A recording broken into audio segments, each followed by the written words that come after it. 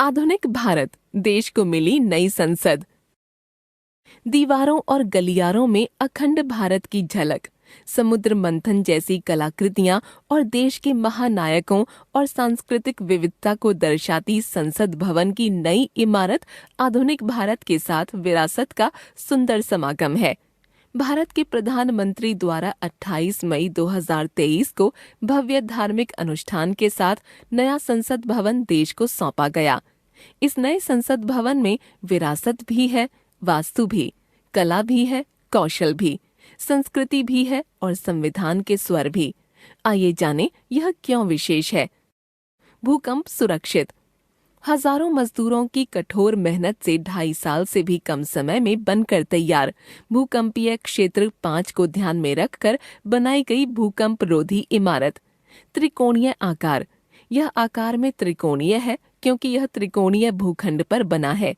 त्रिकोणीय छत से सूर्य की किरणें पूरे भवन में फैलती हैं। भारत भर से सामग्री। निर्माण में भारत भर से लाई गई सामग्री का उपयोग धौलपुर के बलुआ पत्थर, जैसलमेर के ग्रेनाइट, नागपुर की सागौन की लकड़ी, भदोही के कालीन। इसके अतिरिक्त मुंबई के शिल्पकारों द्वारा बनाए गए वास्तुशिल्प के डिजाइन। संविधान सभागार। नए भवन में बनाया गया संविधान सभागार, जहां भारतीय लोकतंत्र की यात्रा का दस्तावेजीकरण किया गया है। राष्ट्रीय प्रतीक या चिन्ह।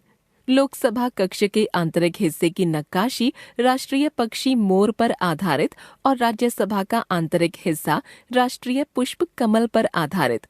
अशोक स्तंभ का सिंह भवन के शीर्ष पर स्थापित।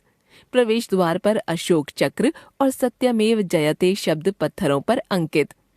भवन में गैलरी। शिल्प नामक गैलरी में सभी भारतीय राज्यों की मिट्टी से बने बर्तन, वस्त्र प्रतिष्ठान और स्थापत्य भारत के प्रतिष्ठित स्मारकों को प्रदर्शित किया गया है। इस गैलरी में योग आसन भी समाहित है। डिजिटलीकरण की ओर। सदनों में डिजिटल उपकरण लगे हैं। कई भाषाओं में कार्यवाही सुनी पढ़ी जा सकती है। पेपरलेस भवन। सदस्यों के लिए बायोमेट्रिक की सुविधा। प्रकृति को नमन। भारतीय संस्कृति और वास्तु के अनुसार प्रवेश द्वारों पर लगी संरक्षक मूर्तियां। मकर और हंस, जल को नमन। शार्दूल और गरुड़, नभ को नमन। अश्व और गज, थल को नमन।